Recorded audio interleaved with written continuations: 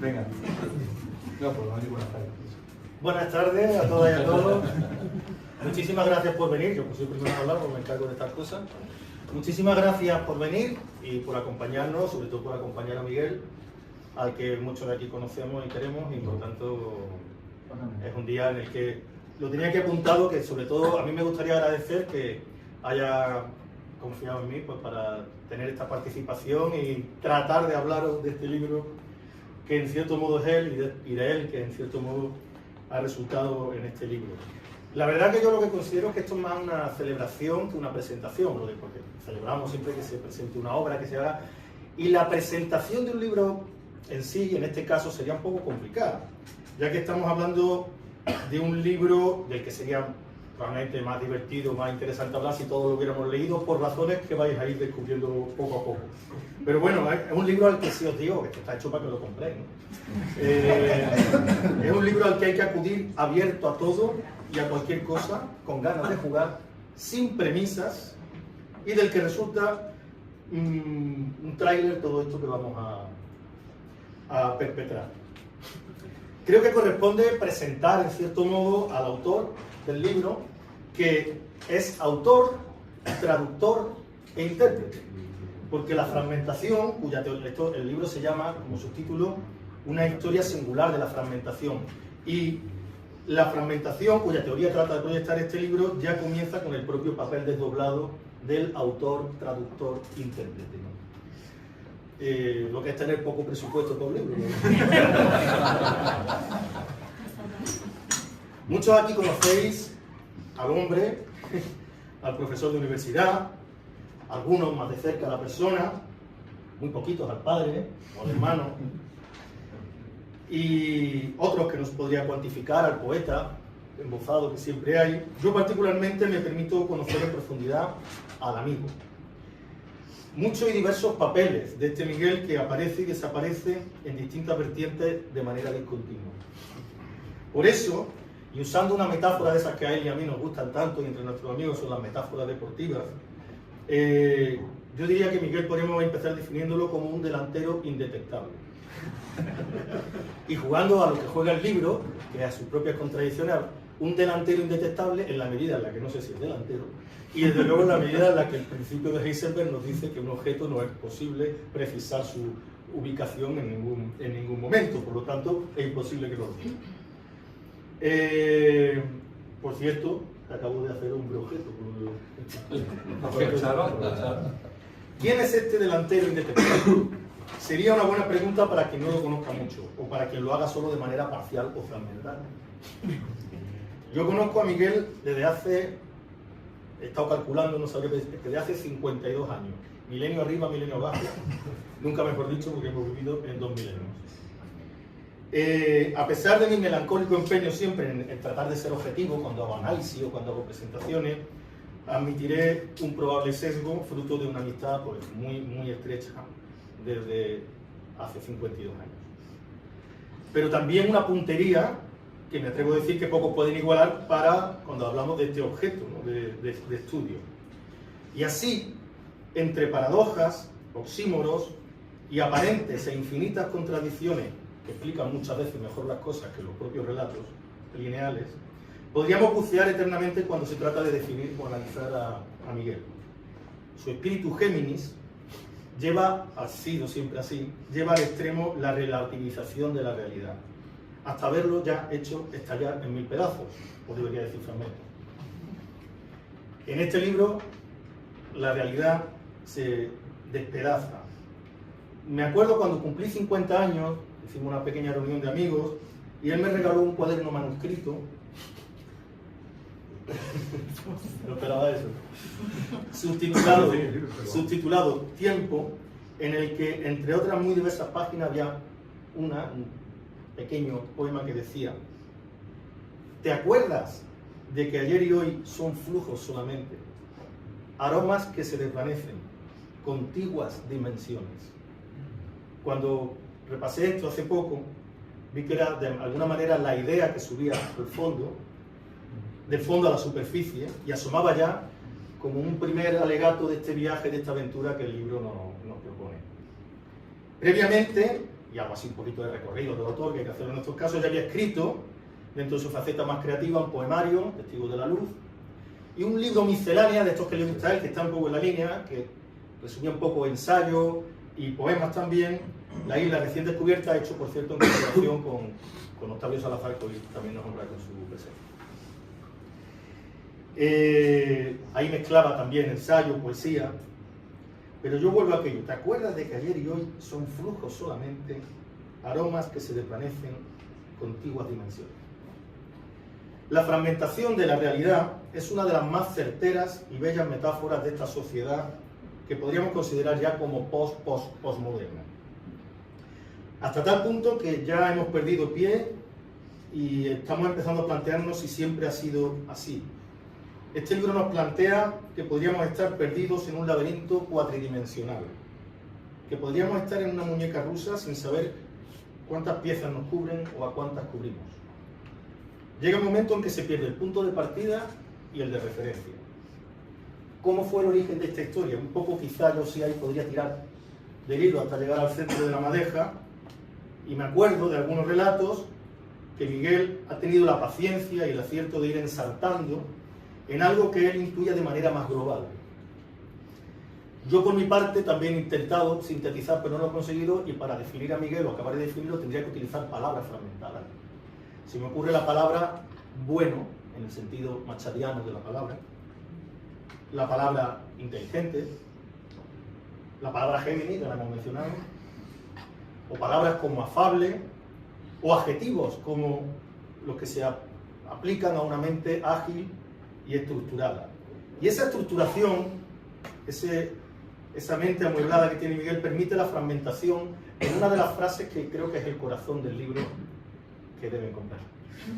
Dice: como creo en la unidad, lo fragmento todo. Me parece una frase desesperada, porque es como cuando uno, en el fondo creo, tiene la esperanza de que las cosas tengan una unidad, tengan una explicación.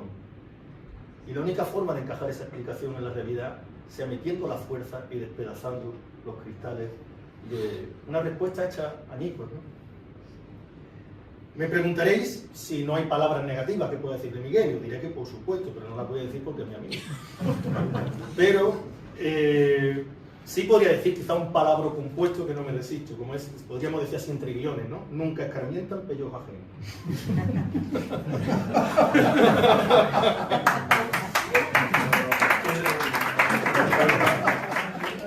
En realidad a veces no escarmienta ni en el propio. Básicamente. Pero Miguel es un intentador nato, un buscador de complicidades que gusta dejar guiños y códigos particulares para sus amigos y conocidos mientras habla públicamente o para un auditorio más general.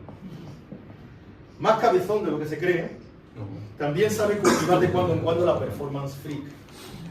Hoy está moderado, pero todo este cóctel ha generado ya en su madurez un libro fascinante a la manera borgiana, delirante a la manera surreal, con carga poética, porque la cabra tira al monte, o debemos decir el jabalí tira al monte. De hecho, en la versión original, el manuscrito original que yo conocí, había más poemas, había mucha más poesía, digamos, emulsionada. Y el libro aún más es sugerente, porque nos cuela cucharadas de pensamiento y humor, porque el humor nace de no tomarnos muy en serio, que es algo muy sano, y de la confrontación de perspectivas, que es como saltar de un fragmento a otro en un tobogán existencial. Uno de los códigos personales, tenemos muchos que manejamos con frecuencia, un código absolutamente intrascendente, pero viene a colación para ir acabando mi intervención, y es un código divertido, es cuando inventamos una vertiente de la palabra cabreante. Algo cabreante para nosotros es algo que nos produce a la vez adicción y rechazo. Y es tan adictivo y nos produce tanto rechazo que acabamos tocando como si todo nos diera mucho picor, ¿no? Eso es muy cabreante. Pues bien, por ejemplo, nos resultan muy cabreantes las palabras de 3 sílabas acabadas y acentuadas en i, con sus respectivos y cabreantes plurales. Por ejemplo, marbellí, zahorí, baladí, alelí. Y ahí entra la palabra jabalí, que estuvo a punto de frustrar mi lectura del libro.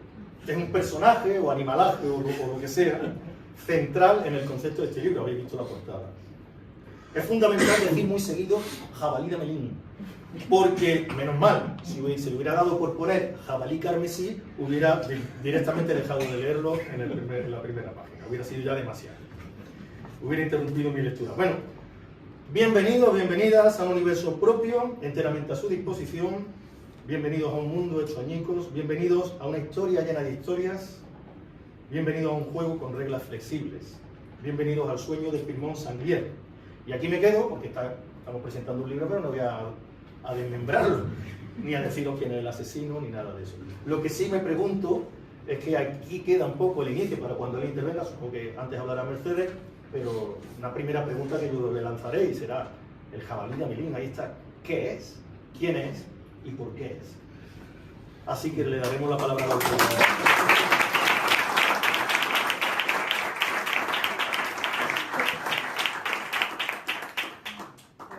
Buenas noches a todos. Para mí es un placer, bueno, las palabras de Luis que han sido maravillosas, que yo desgraciadamente no conozco a Miguel desde hace 52 años, pero lo conozco de 4 meses y lo conozco igual de bien que tú, que lo sepas, porque soy más rápida conociendo. Nada, que me siento muy orgullosa de que Miguel haya querido compartir su propio universo dentro y habitándolo dentro de mi propio universo en esta sala de exposiciones. Y pues para mí es todo un placer. Yo me gustaría hablar de poco o mucho que conozco a Miguel. Lo conozco evidentemente de forma fragmentada. Primero, en primer lugar, lo conocí como el catedrático, que fue el presidente de mi tribunal de defensa de la tesis constitucional, de la defensa de la tesis doctoral. Posteriormente fue prologuista de un libro jurídico que saqué de la editorial Atelier. Después fue adjudicatario de mi cuadro, de la resonante, de la cama redonda de allí del fondo. Podéis volver a ver. Como podéis observar, dice que le encanta, que le fascina la luz del cuadro. Yo, si estuviera en el juzgado tomándole declaración, ya lo hubiera condenado por mentiroso, porque yo creo que le fascina algo más que la luz del cuadro. También conozco a Miguel como confesor, porque el día que lo conocí estábamos reunidos mucha gente y no sé si yo le vi una especie de aureola o algo, que empecé a desnudarme sentimentalmente porque yo en ese momento lo estaba pasando mal, estaba muy estresada, llevaba muchas cosas a la vez que eran muy importantes para mí, no me podía desprender de ellas y no sé por qué lo cogí por banda, sabía que me iba a transmitir la paz que necesitaba y así fue, ¿no? Me transmitió paz, sensatez. Y entonces Miguel es esa persona que tiene esa magia de impregnar de color, ¿no?, los momentos más melancólicos. Por lo tanto es un gran mago con una gran chistera. También lo he conocido como Miguel escritor y ahí empecé a conocerlo más todavía y a entender muchísimas cosas de él, ¿no? Su obra en nuestro lenguaje lo calificaría de increíble y brutal, correcto, por su inmensa originalidad, porque su enorme sentido del humor, un humor imaginativo que a su vez llega incluso a rozar lo absurdo, pero se convierte en filosófico, ¿no? Y entonces ese caos convive con lo natural de manera espontánea y eso me parece estupendo. Además me recuerda un poco a la novela del premio Nobel de William Golding, La oscuridad visible, porque yo creo que esa fragmentación bebe un poco de esa novela El agua, donde aunque se presente la duda, sin embargo, se presentan dudas, sentimientos encontrados, la gente ve la luz de repente, mucha gente ve la realidad, pero sin embargo detrás de ese muro hay escondido muchísimos sentimientos detrás que no todos llegan a alcanzar, ¿no? Y Miguel ese terreno lo plantea de manera fantástica. Pero bueno, si tuviera que definir a Miguel en unidad, es único, es un gran amigo porque siempre está con letras mayúsculas. Y Miguel no solo está a nivel físico, está también detrás de esas páginas, de ese libro, además de manera libre y muy generosa nos comparte de su mundo interior. Y a través, ¿no?, de esa disparatada, inteligente y sensata ensoñación. Así que mi mayor enhorabuena, Miguel.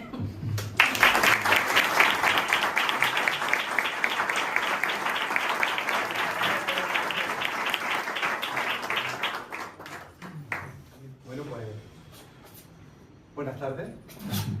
Muchísimas gracias por estar aquí, por querer acompañarme en esta tarde. Bueno, para mí es una enorme alegría que todos vosotros, que todas vosotras, pues hayáis estado, bueno, hayáis querido pasar esta tarde de miércoles, pues bueno, conociendo el libro y en el fondo, como han dicho tanto Merche como Luis, pues conociéndome a mí, porque realmente el libro tiene bastante más de mí de lo que yo me creía cuando lo estaba escribiendo, menos una parte que es obvia, que estaba yo presente, que estoy presente. Voy a empezar primero con un agradecimiento, ¿vale?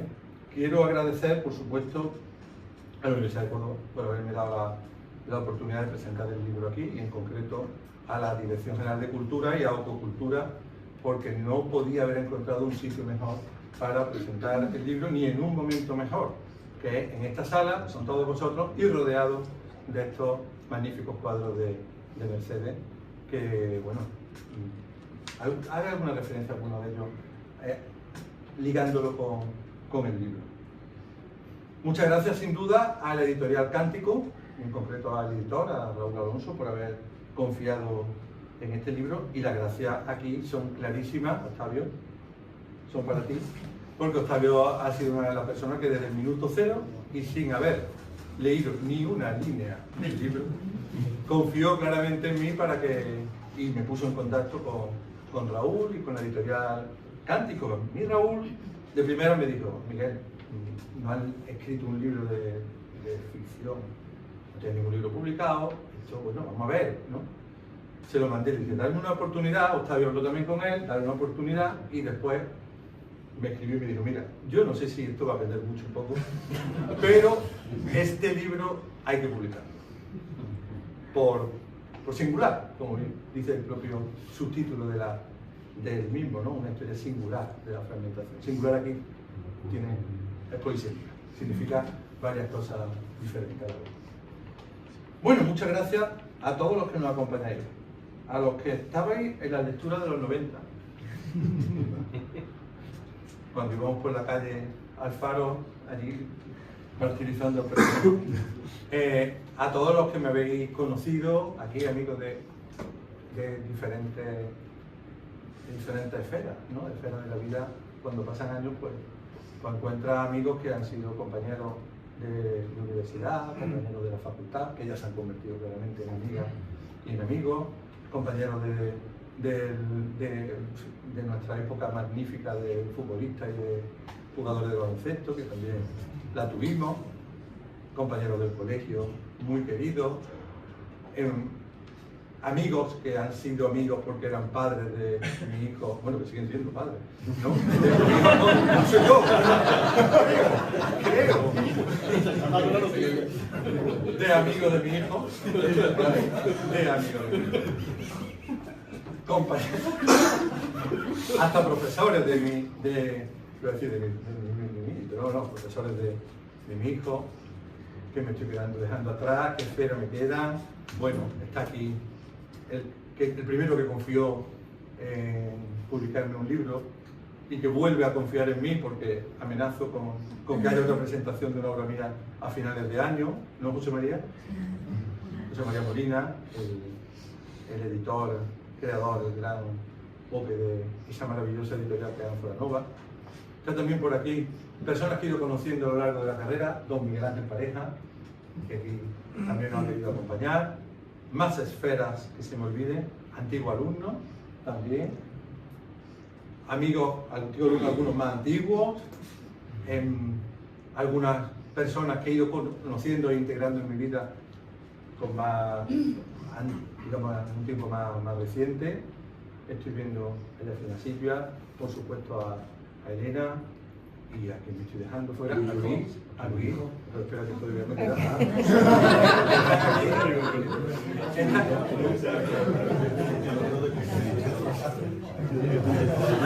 Here they are, my two favorite professors, English professors, they are here also. Thank you very much for coming here. Por supuesto, a mis tres hijos, Alguien que le puse la mano aquí en el mercado. Algunas personas que no conozco también. Así que a todos de verdad, muchísimas gracias. ¿Hay alguien por ahí que falte? Ahora ya lo conozco, no, eso está dentro de algún par, de los que he dicho, ¿vale?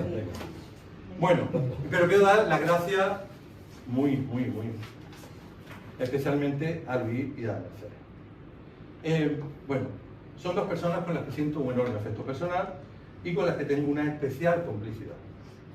Dos personas que aman el lenguaje, se ha visto claramente, el gusto por la palabra, por el conocimiento del espíritu, por el alcance de otra dimensión de la existencia a través de la literatura.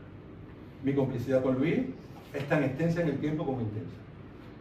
Muchos referentes compartidos, visiones poliédricas, se remonta, yo iba a decir menos años, pero sí, yo iba a decir 20 años, pero desde que teníamos 10 años más o menos, pues entonces. Es la persona con la que más he compartido mi visión del arte y de la literatura, conoce de mi evolución a todos los niveles. Son años hablando de libros, de poemas, de canciones, de filosofía, ensayos, hablando de estética, de política, hablando mucho de significado, sobre todo de significado, y de la deconstrucción de los relatos. El libro va bastante de la deconstrucción de los relatos.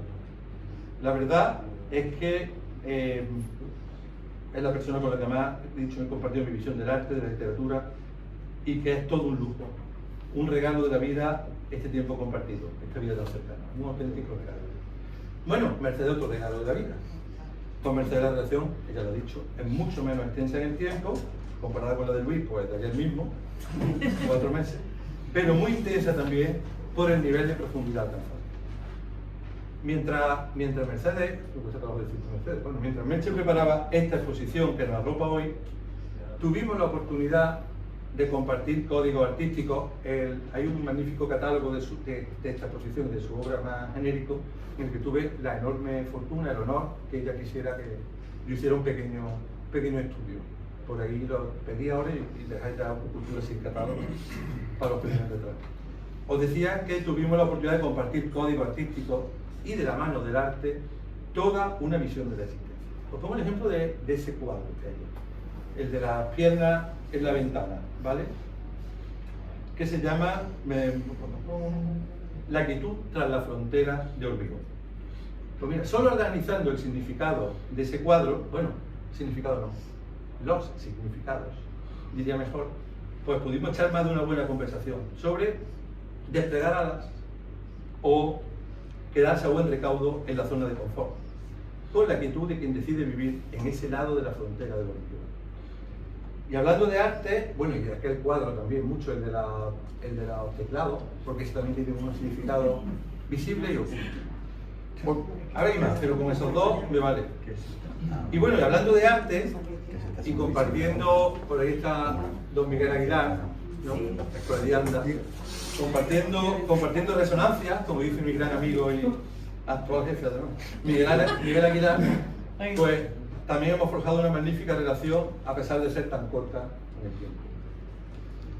A través del arte y sus vibraciones, al unísono, el mundo es más hermoso, es más profundo, más luminoso, se pliega y se despliega, es más sonoro.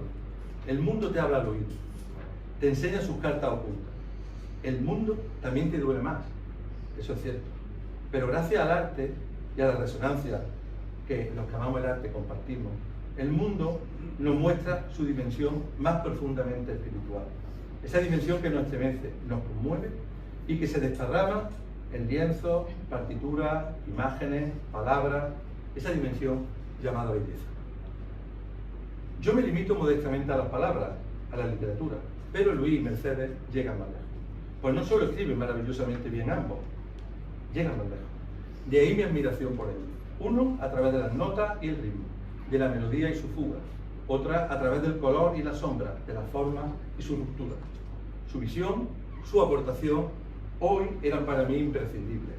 Por eso le agradezco tanto que estén aquí compartiendo conmigo este sueño de Pirimón Santiago. Ya que os he dado las gracias, ¿de qué leche vale esto? Pues claro, aquí lo había escuchado sobre todo a los dos, hablando del libro, y dice, pero ¿qué habla esto del fragmento? Me voy a intentar poner un poco de orden. El libro al final está muy ordenado,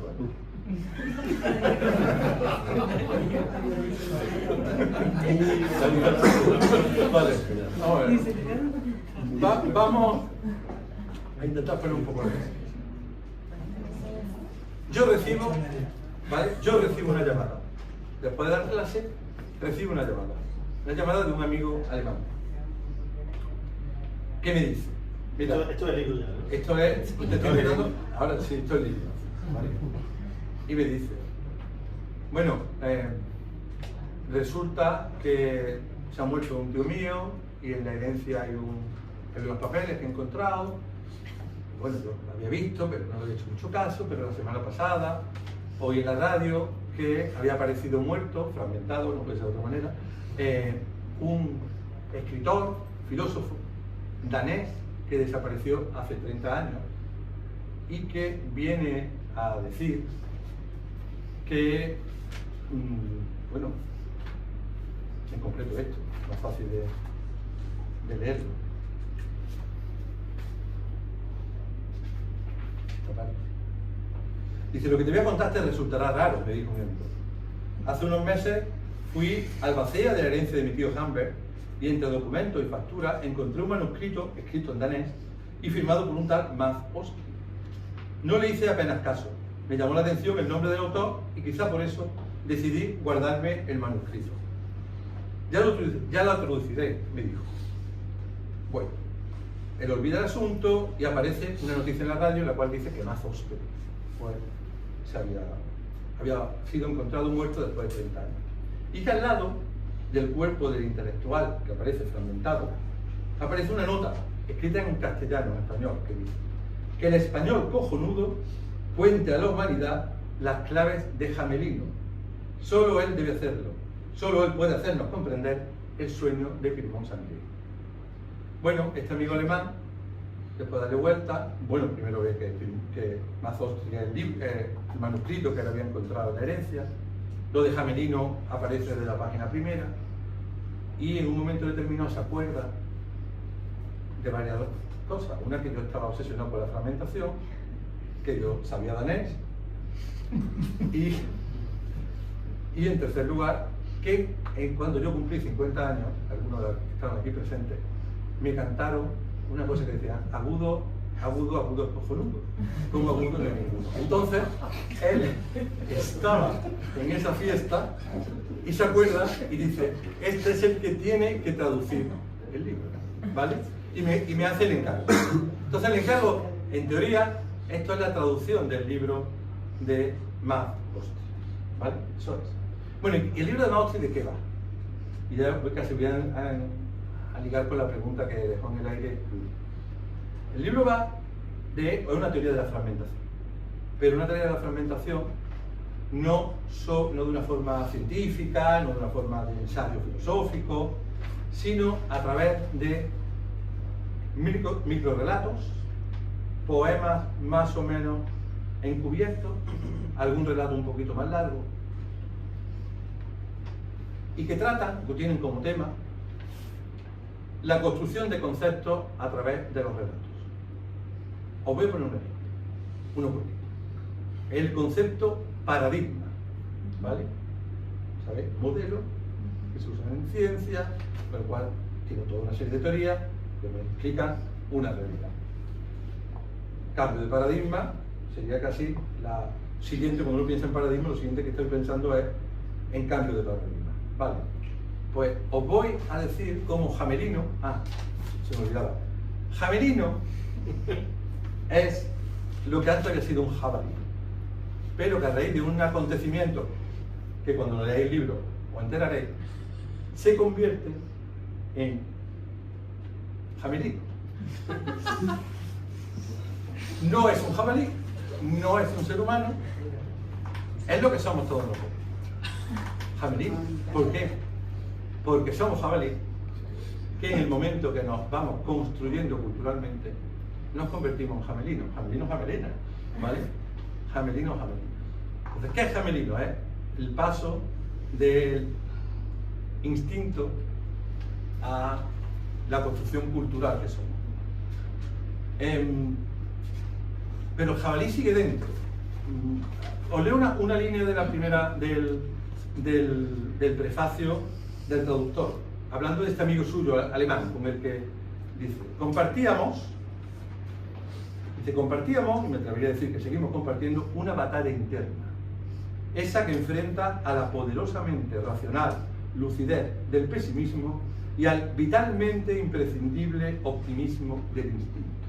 Bueno, pues el vitalmente imprescindible optimismo del instinto es el jabalí. ¿Quién es jamelino? Pues esa poderosamente racional lucidez del pesimismo, pero que tiene dentro el jabalí. Esa dicotomía que me acompaña día a día entre el pesimismo, el optimismo, el vacío, el entusiasmo. Bien, dicho esto, y ya sabéis quién es Jamelino, ¿vale? Es nuestro protagonista. Pues este hombre, este Jamelino, va inventando, descubriendo la realidad de los conceptos a través de microrelatos. Entonces, el concepto paradigma tiene este microrelato. Simplemente deciros, porque es un dato que creo que muchos conocéis, si no lo vais a imaginar, pero que Maribárbola es el nombre de una de las meninas, ¿vale? Pero de las meninas no, exactamente, de las enanas que salen en las meninas, ¿vale? Una de las enanas que salen en las meninas. Paradigma. Anocheciendo en la galería del Museo del Prado, Picasso, furioso, se enfrenta a Velázquez. Sus ojos arden al contemplar las meninas. Traidor, grita acusando al maestro sevillano. Velázquez, sereno, defiende su obra. El arte no conoce límites de tiempo, declara. En un instante de ira irrefrenable, Picasso desenfunda su pincel, desafiando al viejo maestro a un duelo. El lienzo se mancha de sangre y el rostro de la enana Maribárbola comienza a desfigurarse. Este es el cuento que explica para Jamelino el concepto de paradigma. ¿Vale? Me gusta.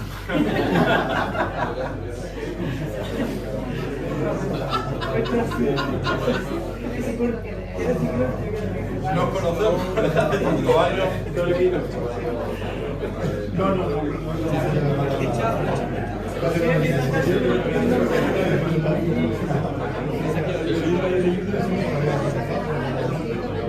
Os cuento otro que puede. Lo que pasa es que este quizá sería interesante que pusiera música. Vamos a ver. En el libro voy a ir alternando un poquito de humor con menos humor, ¿vale? Toco un poquito de humor. En el libro, no sé que a Elena le ha gustado este personaje. Vamos a ver. Aparece un. Bueno, le doy muchas las gracias a, que yo sepa, a Miguel, a Elena, a Shiro y, bueno, por supuesto a Mercedes y a Luis, que creo que son las únicas personas que hasta ahora han leído el libro, ¿vale? Y no sé, con su cara. Bueno, vamos. No sé si os acordáis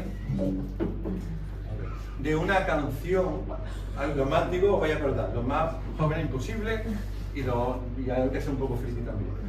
Una canción de las grecas que se llama Te estoy amando locamente. La voy a poner de pie.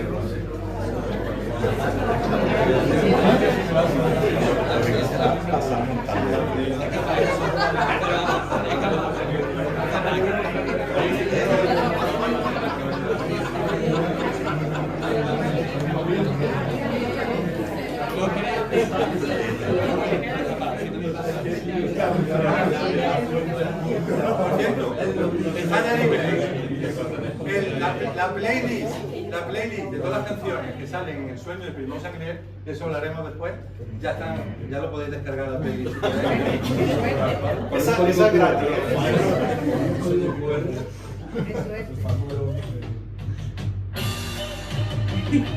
Bueno, la vais escuchando, bueno, os cuento, hay un extraterrestre que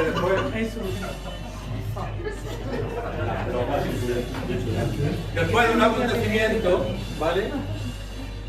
Bueno, baja demasiado tarde, ya venía a ayudar a Napoleón a conquistar Europa. Napoleón ya se había ido y entonces se mete a monje y se dedica a plantar rábanos. Vale. Lo tenéis de fondo, ¿vale?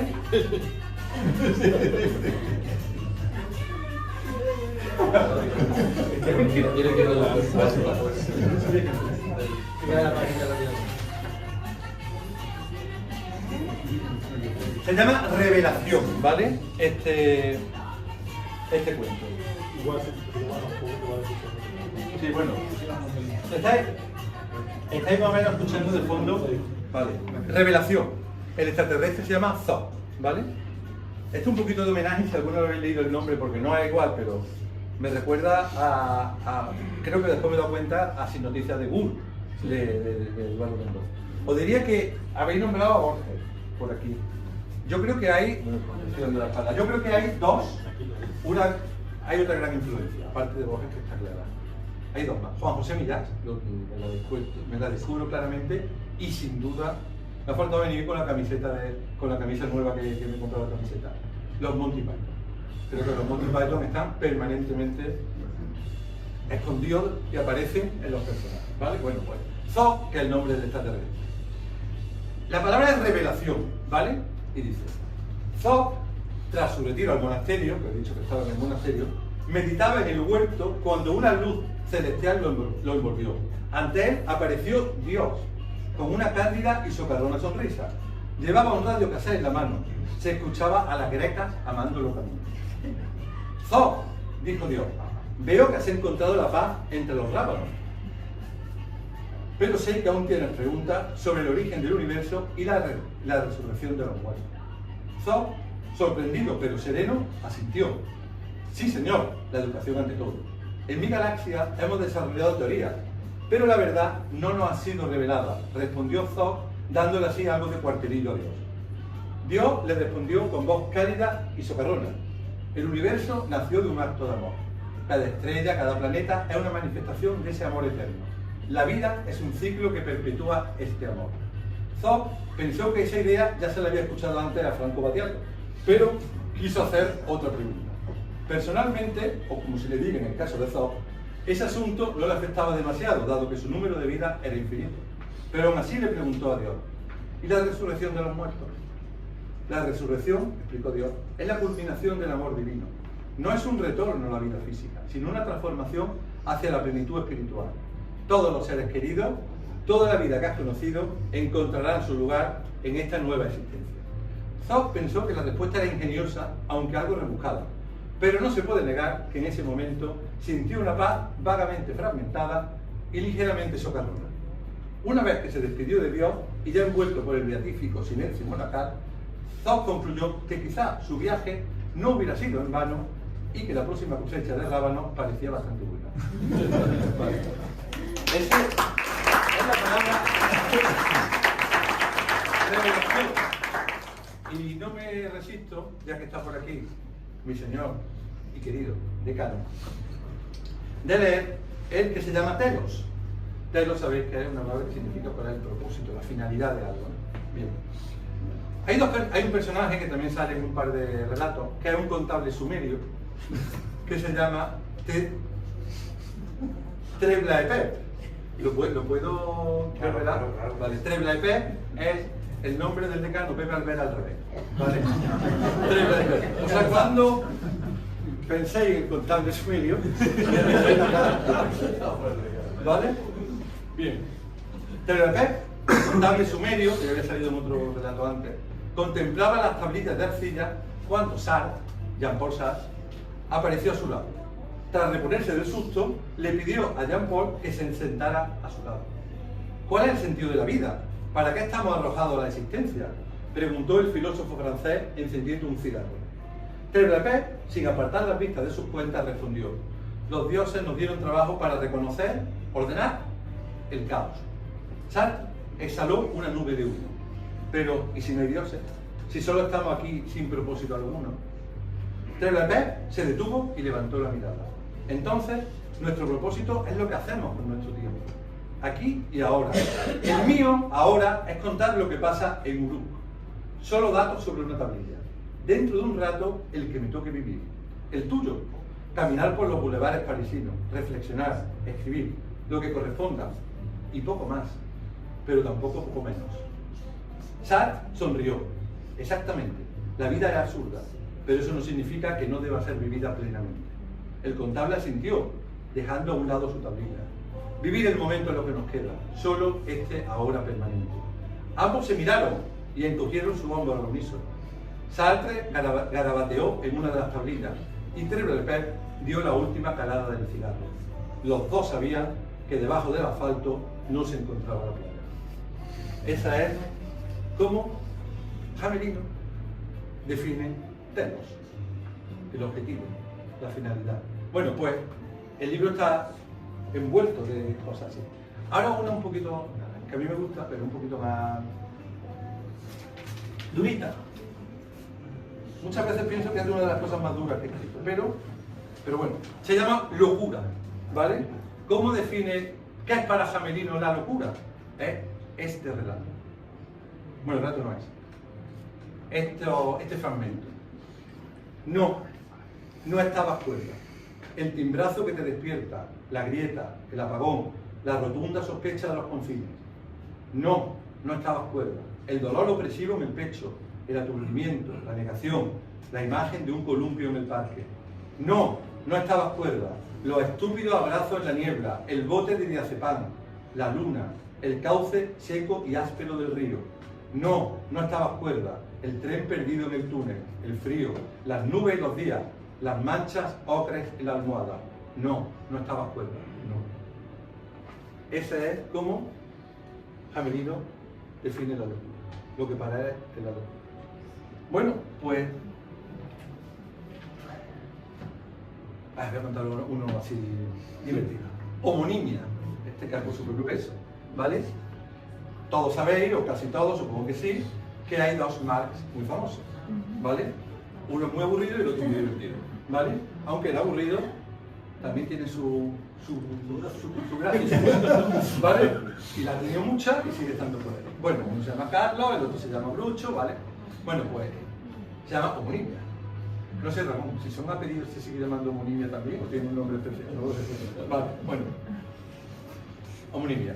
Dos Marx coinciden en el andén de la decrépita estación centenaria de la línea 5 del metro. Karl observa la realidad con aire pensativo. A su lado, Groucho, con su bigote pintado, su eterno cigarro y sus piernas atijeradas, suelta una intempestiva carcajada. ¿Qué opinas del matrimonio, Carlito?, pregunta Groucho mientras arquea las cejas. Karl frunce el ceño, ya de por sí permanentemente fruncido. El matrimonio es una institución burguesa que refleja las desigualdades de clase y la propiedad privada. Groucho ríe más fuerte. ¡Ole ahí, Karl! El matrimonio es una gran institución, pero si no lleva sotana, ¿quién quiere vivir en una institución? Y la familia, continúa Karl, aunque nadie le había preguntado por ella, es el núcleo de la opresión patriarcal. Sabio, no tiene nada que ver aquí el patriarcado, pero por eso digo, sí, ya sé lo que estáis pensando, pero eso fue lo que digo, ¿vale? Exacto, una familia es como un trío. Cuando todo va bien, es algo delicioso, pero cuando no, puede ser una gran opresión, señala Groucho, imaginándose en mitad de un sándwich. Acá, tan ortodoxo a él, siempre tan trascendente, la comparación le hace gracia, aunque no sepa muy bien si la está entendiendo del todo. Ríe al circunspecto estilo Karl Marx. Mientras Groucho, dando pasos inverosímiles por el andén, empieza a perseguir señoras de otro tiempo, tocando la bocina que hoy le ha cogido prestada a Harold. Son dos Marx en una estación de tren. ¿Vale? Bueno, ¿qué otras cosas quería contaros de otra? Esto me gusta. Vacío. Vuelvo otra vez a la... El libro es un libro profundamente que haya leído algo de filosofía, no hace falta leer nada de filosofía, existencialismo, brutalmente existencialista. Aquí hay un pasaje en el que hablo de la influencia mía sin duda del cristianismo, del marxismo, del racionalismo ilustrado, sin duda, del feminismo, pero de todos los ismos, si hay uno que creo que es el que más me marca a mí personalmente, claramente, el existencialismo. El humanismo profundo últimamente también, pero el existencialismo. Bueno, pues. Este es el momento que se llama vacío. pero vacío en el sentido de ese vacío existencial que definía también Roberto Rosar o Albert Camus. El vacío del existencialismo. Dice esto: siempre había creído que me sentía a gusto, se llama vacío, siempre había creído que me sentía a gusto en el plano, cazando herbívoros con cuernos, recogiendo frutos de los árboles, yendo con los otros machos en grupo, montando a la hembra, sin dudarlo siempre que ella lo permitiera. Y es verdad que salir de la cueva al amanecer, sentir en la cara el frescor de la mañana, ir hacia el río o la montaña a buscar presas, sentir cómo los pies pisaban el suelo, oír los cantos de los pájaros en las copas de los árboles, todo eso que hacíamos a diario me llenaba de energía y me producía una placentera sensación que milenios después llamarían buen humor. Compartir la hora de la tarde con los demás alrededor de la hoguera, puliendo la piedra o afilando las ramas para convertirlas en lanza, comer la jugosa carne del jabalí cazado ese día, incluso notar cómo el miedo se hacía mayor cuando la oscuridad se acercaba, cuando se escuchaba el rugido cercano de alguna fiera. Todo lo que constituía mi vida, todo ello me hacía estar a gusto, o al menos eso es lo que yo siempre había creído, pero esa es la opción. Y para... bueno, ya me he caído. El vacío hay que pasarlo para entrar en la dimensión post-vacío. Y ahí sí que está la fe. En el post-vacío. Pero hay que pasar el vacío. Arduo, ¿cómo es? Arduo es el filo de la navaja. Arduo el filo de la navaja y difícil es el, dicen los sabios, el camino de la salvación. Esto es una parte más casi budista. Bueno, también está en el libro. Había una cosa que me quería preguntar. Música. Venga, música. No, ahora música. Venga.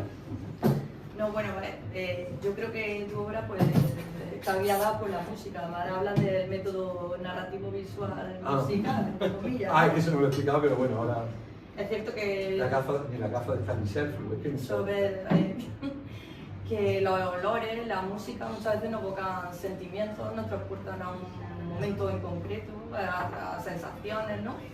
Y es cierto que, pues, que utiliza mucho a muy buenos autores que además tienen un gran trasfondo literario, como puede ser Dylan, Cohen, no la en este caso. Y entonces a mí me gustaría que me dijeras qué ha significado, porque yo sé que ha significado mucho la música tanto en tu vida personal y como a la hora de relatar estos fragmentos, ¿no? Mira, vamos a ver. La música, aquí además están nuestros favoritos profesores, que utilizamos muchísimo la música en clase y además lo saben que siempre vengo con una historia, una movida. La música para mí forma parte absolutamente esencial de mi vida. Han nombrado a Dylan, a Cohen, son... Una gran lista de grandes autores. Sí, bueno, aquí me salieron 21 temas más o menos, 18 explícitos, 2 o 3 implícitos y al final puse como bonus track la canción con la que acaba La vida de Brian, ¿vale? Porque la gran filosofía de la vida, ¿no? Hay que mirar siempre el lado positivo, el lado brillante de la vida.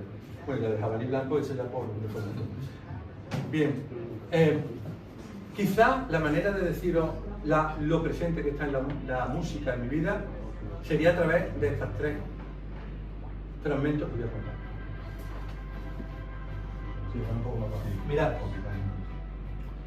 el libro no habla de la estructura, pero ya da igual. Pero tiene una parte, simplemente os digo, que hay una parte al final en la cual ya no está Miguel escondido, ni los personajes, ni el traductor. Hay una parte al final, fragmentada, dispersa, que se mezcla con una historia muy onírica, que es la que da origen, la que originariamente fue el principio del libro, en la cual es como chispazo de momentos de mi vida, ¿no? Y hay 3 de ellos, que los voy a leer, que tienen que ver claramente, está la música presente.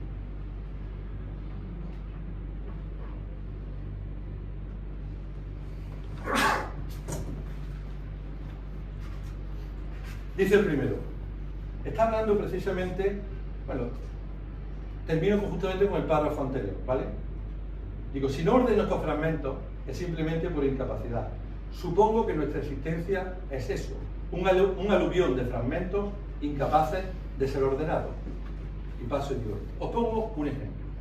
Siempre que escucho gimnopedias de Satie, que espero que os gusten, son maravillosas. Mi mente se traslada a un lugar remoto en el tiempo. Es una tarde de verano. Estoy en la guardilla de casa de mis padres. Un viejo aparato de aire acondicionado, muy ruidoso, refresca la penumbra de la habitación. Sube mi padre y me dice que ya. Cada vez que escucho Satie, recuerdo esa tarde de verano en la que mi hermano murió. Y es verdad, cada vez que escucho Satie, me voy a ese mundo. Otro fragmento musical. El lugar es el mismo, la guardilla de casa de mis padres. El tiempo distinto. La intensidad similar, pero en otra dimensión. También muy nítido. Estoy con Luis y Vicente. Vicente, mi hermano. Suena Solera. Solera era un grupo de los años 70, un precursor de, quizá lo hayáis conocido más, que se llama Cánova Adolfo Rodrigo Guzmán, ¿vale? Precursor. Bueno, hay una canción que se llama Noche tras Noche, que es con la que comenzaba el disco. Una canción, como decía mi hijo, random total, o sea, ¿vale? Suena Solera. Comienza Noche tras Noche. Y con los primeros acordes de la guitarra, los botones se van desplegando por la mesa. Los colocamos en sus posiciones. Es la jornada quinta del campeonato. En la próxima media hora no existirá el mundo. Solo nuestras manos pulsando un botón que empuja a otro, que a su vez golpea al que hace de pelota. Todo el universo en una mesa. Nada importa fuera de aquí. Nada existía más allá de aquel momento. 3 corazones asomándose al balcón del tiempo. ¿Será por eso? ¿O será porque solo parábamos el partido para darle la vuelta al vinilo? ¿O será porque entonces yo era inmortal? Pero lo cierto es que cada vez que escucho esa canción hay un fragmento de mi alma que sigue agachado sobre una mesa jugando aquel partido de botones. Y un tercer fragmento musical. Sancho, qué alegría, Javier. Sancho, Medina, que antes era Luis, ahora pasa a ser Medina, por el contexto, y yo escuchando un cassette de grandes éxitos de Simon & Garfunkel. Música que oía el hermano de Sancho. Estamos en su cuarto. Es una tarde de junio. Tenemos 13 años. Con el inconfundible comienzo de Mrs. Robinson, todo empezó. La música que me acompaña siempre. Es única y está fragmentada en tantas canciones, piezas, arias, movimientos. Sin música, Dios no lo hubiera hecho. Esa es la música.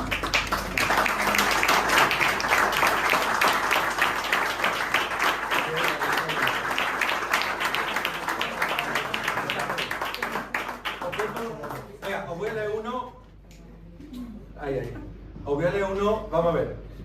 Con perdón, sabéis lo que significan estas dos palabras, ¿no? No os vais a escandalizar, ¿no? Mi hijo ya lo han escuchado y además ya no se va a escandalizar. Follar y polla, ¿sabéis lo que significa, no? No. Vale. Ya está, lo he dicho, ¿vale? Como ya está dicho, ya lo puedo repetir alguna vez. Vale. Vamos a ver. Y casi con esto, sí, pero perdemos más preguntas. Bueno, de la estructura que la pregunta que va a hacer, en parte la he ido desvelando un poco, ¿no? Bueno, quizá un poco... Es que dejo esto casi para rematar, salvo que... No, bueno, rematar no queda. Quizá un poco... Vale, lo dejo para rematar. Por intentar coser un poco los fragmentos. La palabra fragmento aparece mucho en el texto, pero también en sí en la estructura. El libro tiene, sobre todo la fórmula de microrelato, es la más, digamos, interpretada en el libro, pero hay momentos en los que hay otras fórmulas. De hecho, hay un capítulo muy divertido que nos vamos a desbrozar ahora, en el que de pronto la narrativa ocurre de otra manera, ¿no? Y en el que aparece fundamentalmente el intérprete y traductor junto al propio autor original, el supuesto más postrio.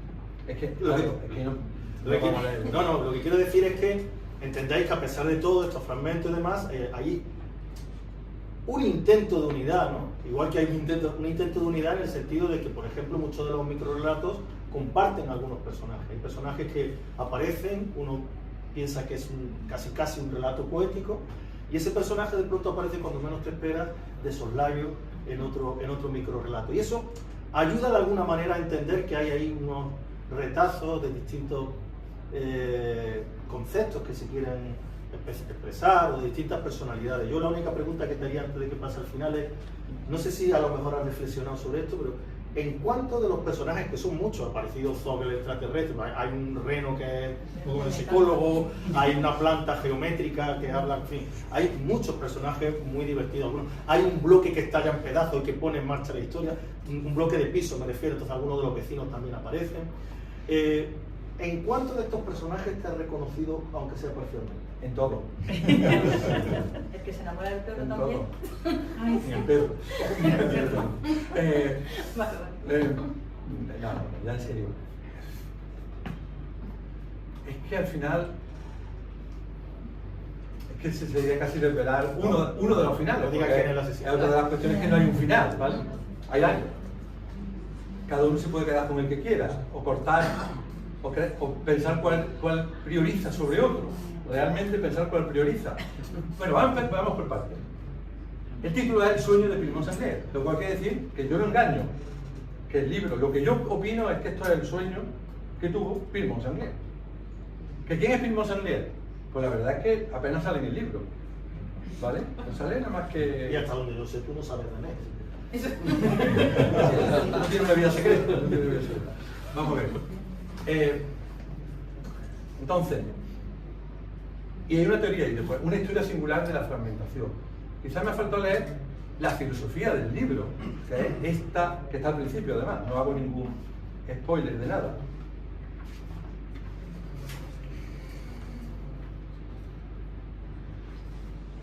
Dice Jamelino. Oigamos la voz de Jamelino. El ruido. La vida es ruido, confusión, elementos que se superponen, se pisan, se abrazan, se confunden. A menudo nos engañamos pensando que nuestra vida es lineal, que mantenemos un camino firme, que siempre somos los mismos. Vivimos con la ilusión de que hay un yo que nos acompaña desde los 7 años, pero no es cierto. Somos fragmentos, fragmentos de la existencia. Nuestra identidad no existe. Lo que llamamos identidad es la suma de los momentos que hacen que exista el momento que llamamos ahora.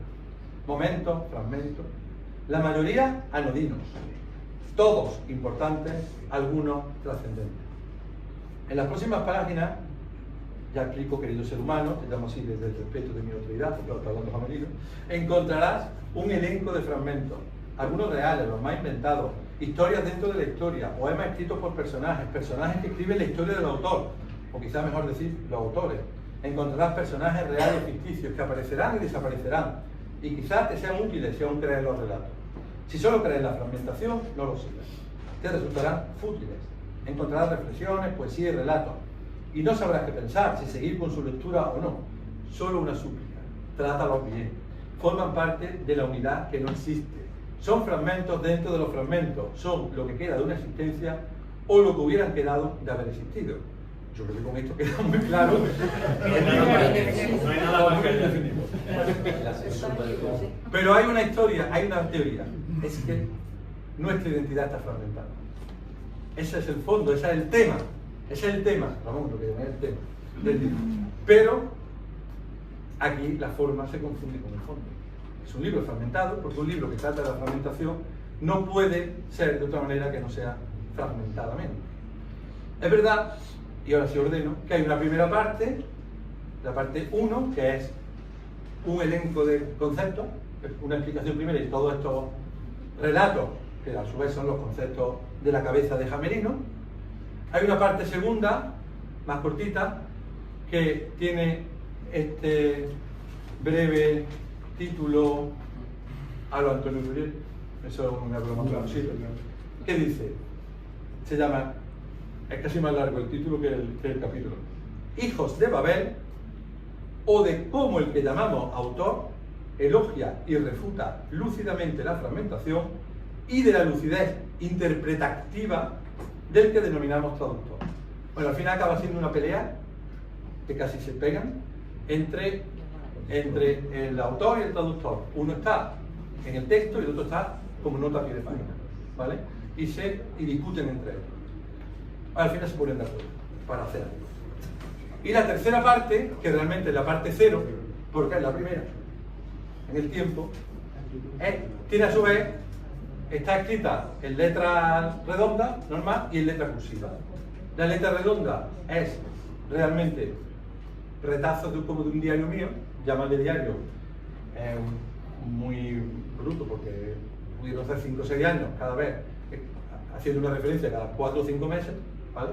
Por lo tanto hay mucho salto en el tiempo, pero eso es yo desnudo. Los 3 párrafos que os he dicho antes de la música, de ese tipo. Hablo también, mis hijos también aparecen por allí de vez en cuando. Y después, lo que está en letra cursiva es una historia muy onírica, absolutamente imaginativa. Si esto os ha parecido que era imaginativo, esto es hiperrealismo comparado con la otra parte.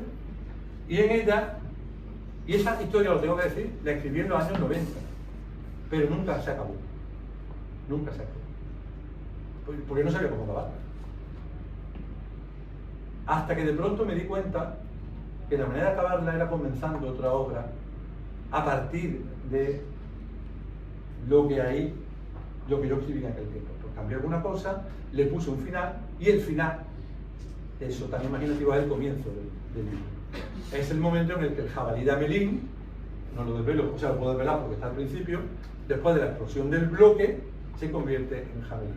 Es el momento, casi el paso, no iba a decir del mito al loco, porque no del mito al loco, es el paso de lo irracional a lo racional, del animal a la construcción humana. Y eso ocurre cuando explota el bloque. Y en el bloque, aparte del jabalí de Amélie, todavía jabalí, hay otros personajes muy peculiares, incluidos unos seres bastante extraños que se llaman novitos, que no son sino el sentido de la vida. ¿Vale? ¿De dónde nacen los novitos? Los novitos. El de los novitos, imagínate. Vamos. Los novitos. Salen más veces, pero esta es quizá lo que lo define. La mujer sin sentido, que es un personaje de esto, se llama La mujer sin sentido, vivía en el ático del bloque, el bloque que está. Toda su vivienda estaba llena de novitos, habitantes incorpóreos de todos los rincones y todas las memorias, claras sombras en una luz tan oscura. Los novitos viven desde el principio de los tiempos del espíritu. Cuando el universo fue hecho, ya se sabía que un día los novitos existirían. No está de Dios que todos los seres puedan percibirlo, ni mucho menos que aquellos que lo sientan puedan reconocerlo. Pero hay de los que vean su casa inundada de novitos. Serán personas felices o solo vivirán para matarlo y perderán el sentido. Bueno, es esa cosa que tenemos los humanos, que le pueden llamar espíritu, le pueden llamar alma, le pueden llamar ganas de vivir, le pueden desganas de vivir, ganas de morir, ¿no? Allá cada uno como lleve su relación con los novitos, ¿vale?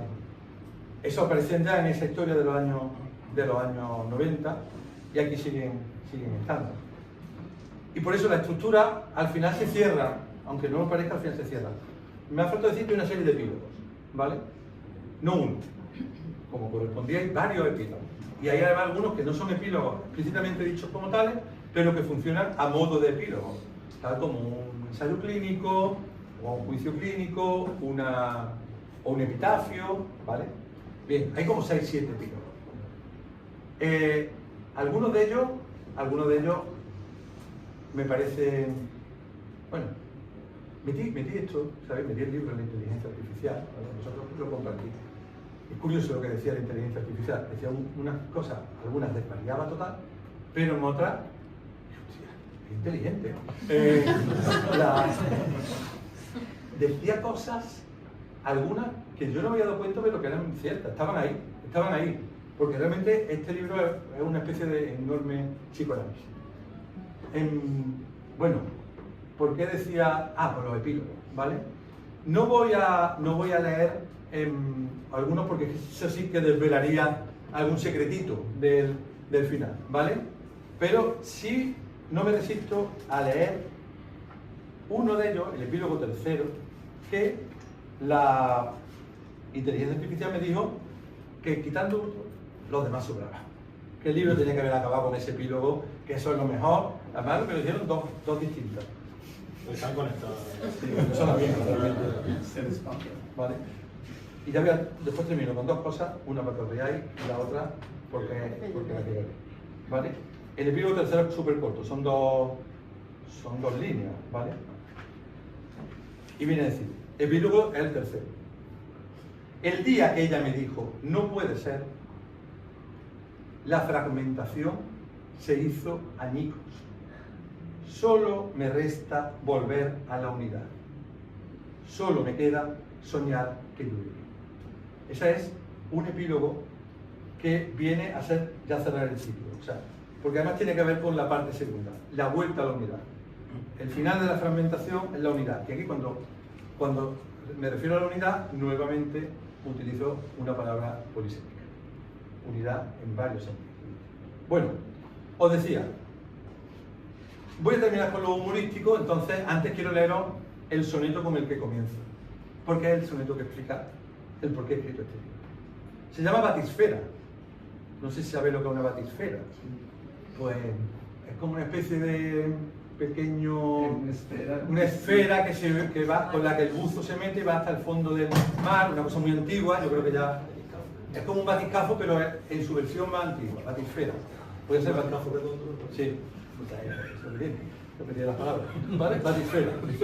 La batisfera que al fondo te lleva, su cuerda tiene tan bien engrasada que cuando precisas huir de la nada, a la común superficie te eleva. Eres tú quien maneja esa cuerda, o al menos vives con tal engaño, creyendo que apenas haga daño el jirón de luz que al bajar se pierda. Pues primas, sobre todo, conocerte, firmar la paz o declararte en guerra, saber que lo vulnerable hace fuerte, amar la vida y honrar la muerte, anhelar el mar y querer la tierra, ser tú mismo, mundo donde perderte. Este es el soneto.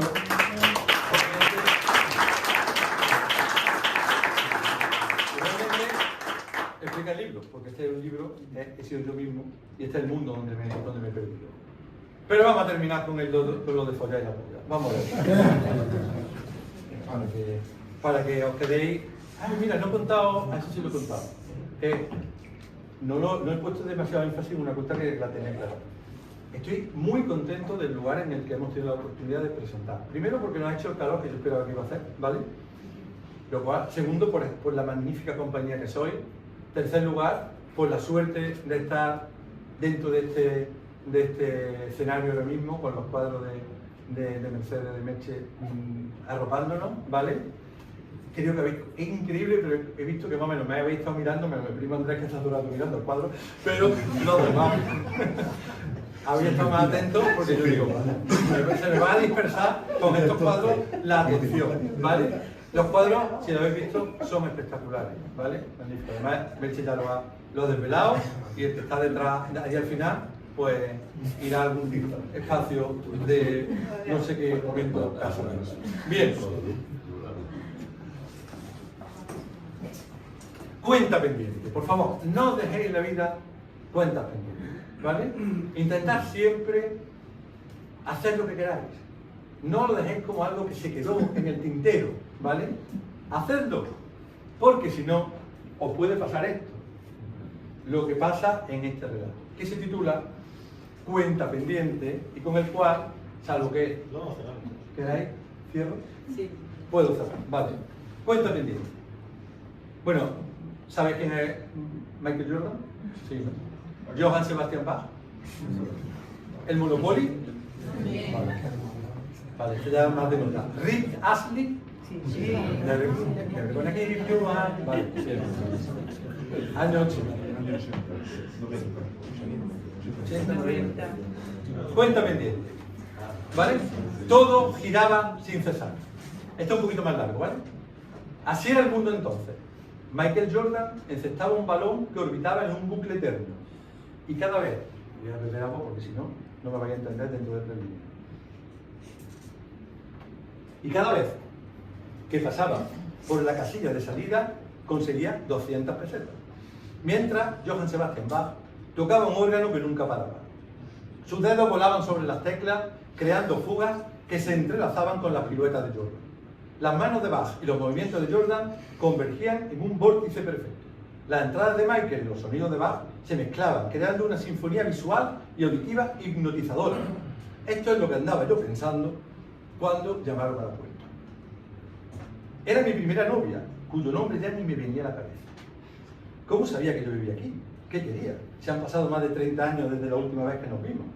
Con bastante curiosidad le dije que subiera. Me respondió, realmente fue una amenaza: vengo a follar contigo. Mentalmente calculé que disponía de no más de 1 minuto, el tiempo que tarda el ascensor en llegar al vestíbulo y subir 7 pisos, y siempre que ya no estuviera en la planta baja, claro, para ver cómo salía de este atolladero. Follar, ¿pero de qué estamos hablando? Éramos muy jóvenes cuando fuimos novios. La expresión ya es en sí un pleonasmo. Nunca lo hicimos entonces. Lo mismo quiere quitarse la espinita que se le quedó clavada, reclamar esa cuenta pendiente. Pues pasábamos casi todo el tiempo jugando al Monopoly. Ahora entiendo lo de antes. Y escuchando música, aunque no de Bach. En estos años yo he cambiado mucho, seguro que ya más. Y no solo físicamente, que también, sino de manera de pensar. Ya no soy el tímido que piensa siempre que no va a estar a la altura de lo que los demás piensan o esperan de él. Ahora soy un tipo seguro que va pisando fuerte por la vida. Además, me mantengo firme en mis convicciones y decisiones.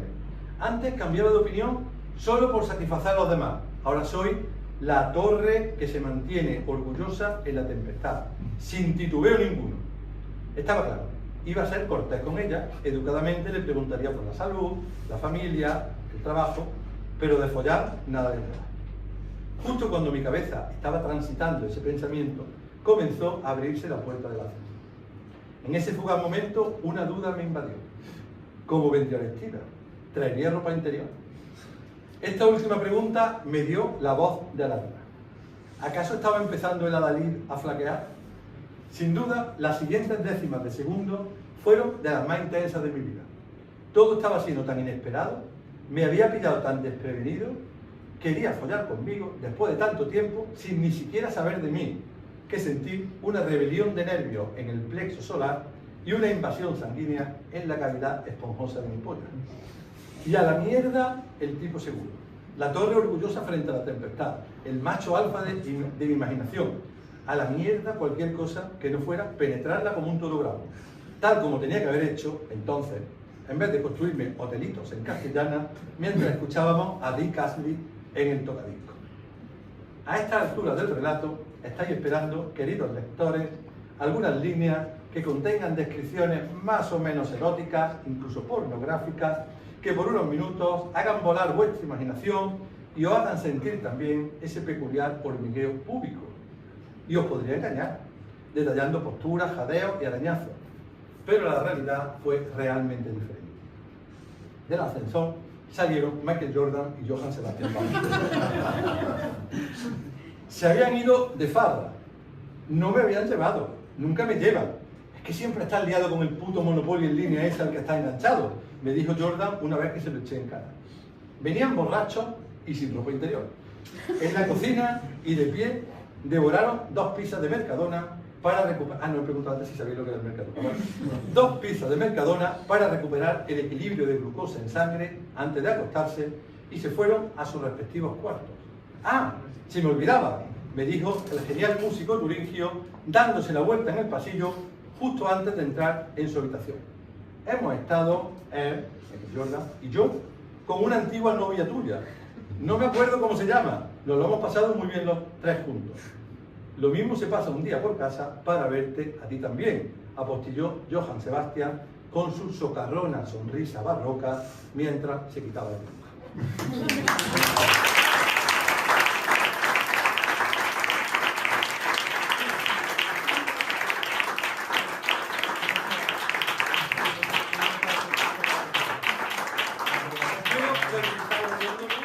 Espero que os divirtáis, más allá de todo este rollo de la fermentación. Yo he intentado que sea divertido. Y en un 78-79% lo consigo. Si hay alguien que quiera hacer una pregunta, algún comentario, y si no, disolvemos la reunión y damos por inaugurado el panel.